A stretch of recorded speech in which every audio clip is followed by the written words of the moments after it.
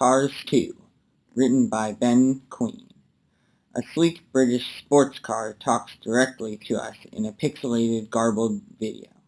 He's out of breath. Crates are visible behind him. We're in the shadowy bowels of a steel room. Leyland Turbo. This is Agent Leyland Turbo. I have a flashing transmission for Agent Finn McMissile. Superimposed over black. Walt Disney Pictures presents Leyland Turbo. Finn, my cover's been compromised. Everything's gone pear-shaped. Superimposed over black. A Pixar Animated Studios film. Leyland Turbo, you won't believe what I found out here. He angles our camera view, reveals a porthole through which we can see flames rising in the distance. Leyland Turbo, this is bigger than anything we've ever seen, and no one even knows it exists. Finn, I need backup, but don't call the cavalry. It could blow the operation, and be careful, it's not safe out here. Angry voices. Time for Turbo to go. Leyland Turbo, transmitting my grinds now. Good luck. Coordinates appear. 46.80 and 1722384 west. Title card. Cars 2. Somewhere in the North Pacific, night, a tiny crab boat, Krabby, crests over massive swells. Krabby, alright buddy, we're here, right where you paid me to bring you. Question is, why? A metallic blue sports car, circa the 1960s, emerges from the two. Shadows, cagey, smooth, he turns his head, driving through any intersection in the world. Meet Finn McMissile. Finn, I'm looking for a car. Krabby, a car? Hey pal, you can't get any further away from land than out here. Finn, exactly where I want to be. Krabby, well I got news for you buddy, there's nobody out here but us. Suddenly, a horn, a combat ship, the size of most cruise ships. Finn quickly backs into the shadows, out of sight. Combat ship, what are you doing out here? Krabby, what does it look like, genius? I'm crabbing. Combat ship, well turn around and go back where you came from. Krabby, yeah, and who's gonna make me? A laser sight hits Krabby between the eyes. Krabby, alright, don't get your prop in a twist as he turns to leave. What a jerk. Sorry, buddy. Looks like it's the end of the line. Buddy? On Krabby's deck, Finn is gone. Cut to Finn. He hangs off the side of combat ship. Where with Finn as the ship continues, cuts through the darkness with purpose. Suddenly, small flames appear, perhaps a knot or so away. Then, whoosh, a flame rises above Finn. The ship illuminates an oil derrick. Thwomp! Finn fires a grappling hook to the derrick and swings toward it.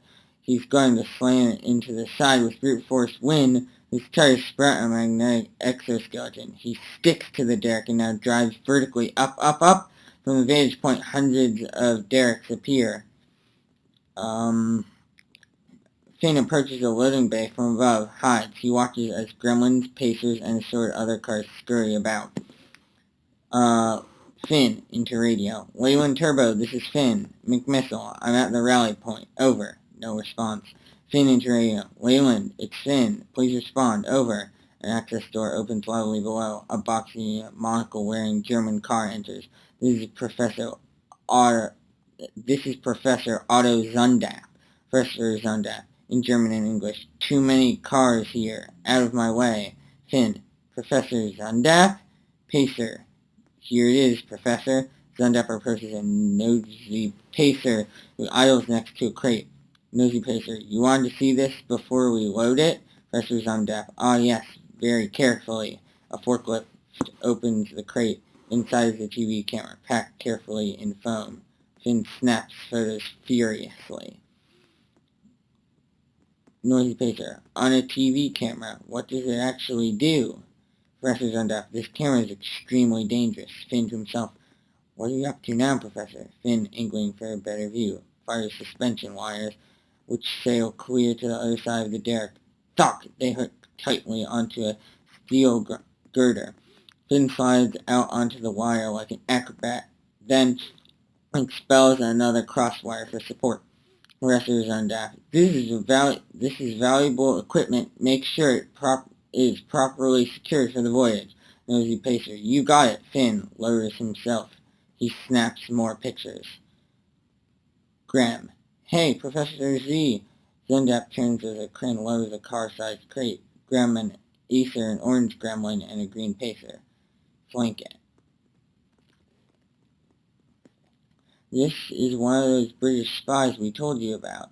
Acer. Yeah, this one we caught sticking his bumper where it didn't belong. Finn, who's just semi-automatic guns from the side, readies himself for a tag team spy fight with his buddy Leyland versus Zundap. Agent Leyland Turbo. The crate is lifted, revealing a crushed cube Leyland Turbo. Finn's eyes go wide. Suddenly, whoosh, another Derek flame rises behind him, casts a fin-shaped shadow over the professor. He looks up. It's Finn McMissile. He's seen the camera. Kill him. Finn unloads with bullets as he starts to retreat. He stops. Bad guy cars are waiting for him on the catwalk where he just came from. Blowtorches ready.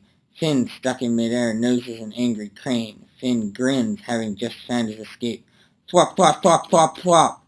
Finn releases 3 of his 4 cables, swinging Indiana Jones style on the last one towards the crane, where he lands on its boom, driving up and launches off it where he lands, moving onto another deck. Finn now drives, spraying oil and screeching around corners. The gremlin in pursuit hits the oil patch, loses control, and plummets off the side of the rig. The gremlin falls. It's like an eternity. He smashes into the water and breaks into a million pieces.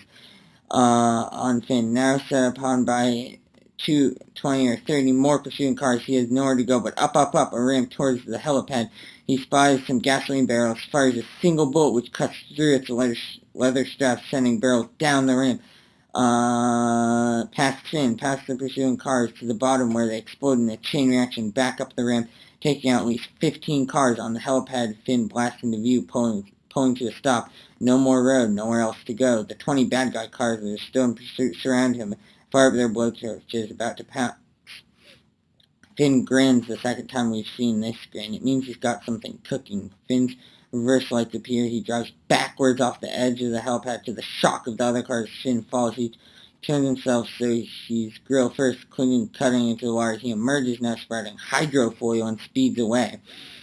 Graham, get to the boats. The boats, an army of combat ships, quickly drops into the sea and churns water with the unprecedented fury as they quickly make up the distance between them and Finn, firing bullets as they do so.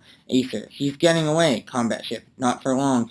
The lead combat ship quickly drops a torpedo into the water. It skips along, connecting with Finn in his rear and exploding with such force that water skyrockets into the night clouds.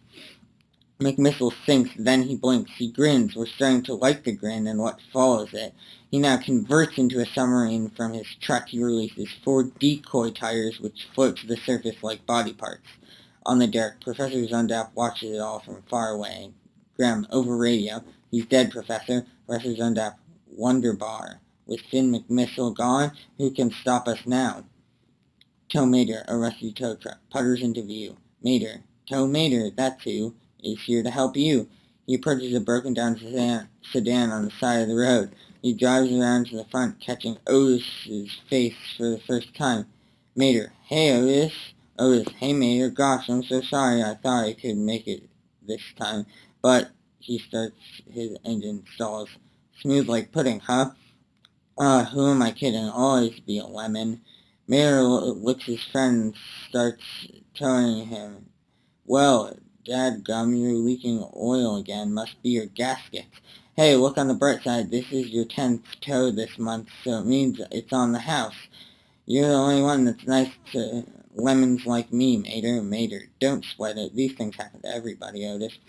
But you never leak oil. Yeah, but I ain't perfect. Don't tell anybody. But I think my rust is starting to show through. Mater and Otis drive past the Radiator Springs welcome sign. It has been amended to say home of Lightning McQueen. Hey, is Lightning McQueen back yet? Not yet. He must be crazy excited about winning his 4th Piston Cup. 4, wow! They were so dadgum proud of him, but I sure wish he'd hurry up and get back, 'cause we got a whole summer's worth of best friend fun to make up for. Just me and ahead of them a half-mile off, a red race car is visible. McQueen! Mater explodes it, dragging poor Otis behind him. Mater, I'm in a hurry. You don't need to go so fast. Boom, they hit a bump. Otis catches air. Lightning McQueen is surrounded by his hometown friends. Oh, Lightning, welcome home. Good to have you back, honey. Congratulations, man. Welcome home, soldier. The place wasn't the same without you, son. What? Did you go somewhere? It's good to be home, everybody. McQueen! They all turn around and see Mater speeding into town, with Otis swerving behind him. Mater! McQueen! Mater skids into the main street, and in one swift motion slingshots Otis forward. Whoa! Right through Ramon's front door, where he lands perfectly on the hydraulic lift. Ramon lifts him up, routine. Hey, how far do you make it this time, Otis? Halfway to the country line. I know, I can't believe it either. Not bad, man. McQueen, welcome back. Mater, it's so good to see you. You too, buddy. Mater and McQueen do an elaborate tire bump, fist bump style. Oh man, you ain't gonna believe the things I got planned for us. Everyone watches as the tire bump continues. To Lizzie, on the side, these best friend greetings get longer every year. Ready to have some serious fun? Well, actually, I've got something to show you first. Clothes on the piston cup. It has now changed, been adorned with a small likeness of Doc. It says Hudson Hornet Piston Cup. Wow, I can't believe they renamed the Piston Cup after our very own Doc Hudson. McQueen and Mater are alone. The museum closed to the public. McQueen approaches a Hudson Hornet, while with Doc's 3 piston cups, framed articles, other racing. I know Doc said these things were just old cups, but to have someone else win it just doesn't feel right, you know? Well, Doc would have been real proud of you, that's for sure. McQueen takes this in. McQueen and Mater exit the Doc Hudson Museum. Alright, pal, I've been waiting all summer for this. What do you got planned? You sure you can handle it? Come on, you know who you're talking to. This is Lightning McQueen. I can handle anything. Mater and McQueen roll on an old train track. Their tires are off. They're on their rims. Well, Mater, just remember your brakes ain't gonna work on these as they head into a dark tunnel. Mater, relax, these train tracks ain't been used in years. From inside the tunnel, a loud train horn. The 2 friends emerge, going as fast as they can on train tracks uphill with no tires. Come on, faster, faster. Moments later, a harmless galloping goose appears, oversized horn visible, cackling and laughing at his prank. An earth mover sleeps. McQueen and Mater sneak up. This is gonna be good. They blow their horns and he tips over, tractor tipping style. They laugh at the gag, but soon realize the earth mover's giant exhaust pipe is directly above them. Uh-oh, this ain't gonna be good. The exhaust pipe belches. McQueen and Mater are blasted out of view. The sun sets. McQueen and Mater roll into town. McQueen looks exhausted. Mater is still full of energy. Boy, this is the best day ever, and my favorite souvenir? Mater proudly shows off a dent. This new dent, McQueen. Boy, Mater, today was shoot, that was nothing. Wait till you see what I got planned for tonight. Mater, well, I was kind of thinking of just a quiet dinner. That's exactly what I was thinking. No, I meant with Sally, Mater. Even better, you, me, and Miss Sally going out for supper. McQueen pulls around and Mater stops. Mater, I meant it would be just me and Sally.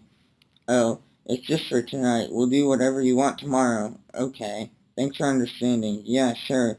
You all go on and have fun now. If you want part 2, leave a comment and subscribe, and I'll do part 2 soon.